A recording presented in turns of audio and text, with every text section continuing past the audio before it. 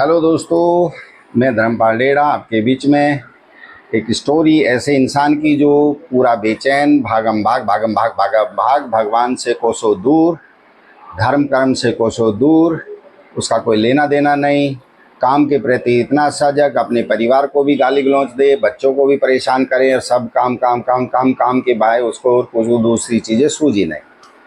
धीरे धीरे उम्र ढलती गई और वो बीमार की रहने लगा और बीमार की तरफ रहने लगा थोड़ा सा, तो वो थोड़ा सा परेशान होने लगा। उसने कहा, यार मुझे ऐसा लग रहा है मेरी तो मृत्यु निश्चित है और मुझे तो मरना पड़ेगा, पर मैंने तो यार कुछ अच्छे कर्म किए भी नहीं हैं, मैं क्या कर सकता हूँ, मैं तो रात दिन काम के पीछे ही दीवाना रहा।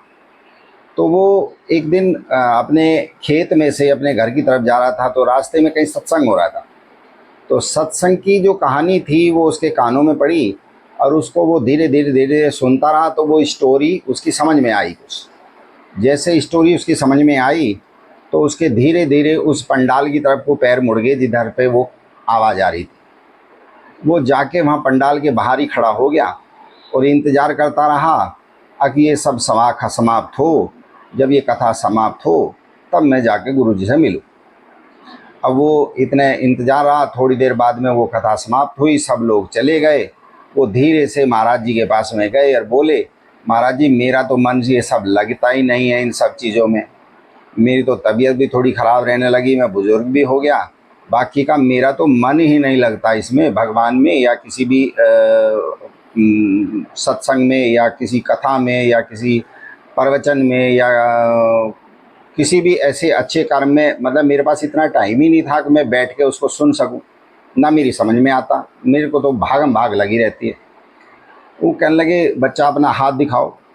अब उन्होंने अपना हाथ दिखाया। हाथ दिखाने के बाद में बोले, तो चलो यार अब तो स्टोरी ख़त्म है, अब क्या करोगे आप ये सब जान के, अब तो मामला समाप्त की तरफ है।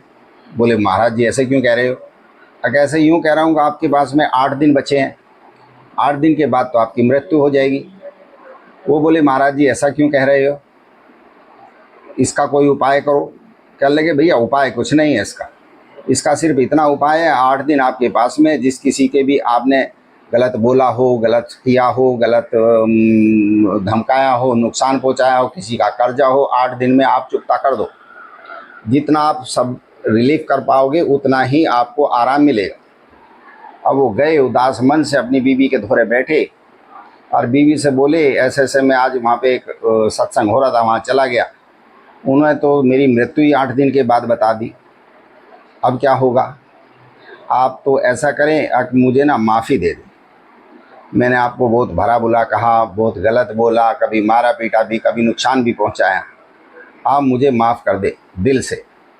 पत्नी बोली, नहीं मेरे मन में कोई ऐसा मैल नहीं है अगर मैं आपको नुकसान पहुंचाऊं या मैं आपको गलत बद्दुआ दूं, पर इतना है कि आप कह रहे हो तो चलो ठीक है, मैंने अपनी तरफ से माफ़ किया। ऐसे ही उन्होंने अपने बच्चों से माफ़ी मांगी, ऐसे ही उन्होंने अपने पड़ोसियों से माफ़ी मांगी, ऐसे ही उनका जिस किसी का भी कर्जा था बुलाया और उनका हाथ जोड़ के कर्जा लौटाया। धीरे धीरे धीरे धीरे 1 सप्ताह बीत गया।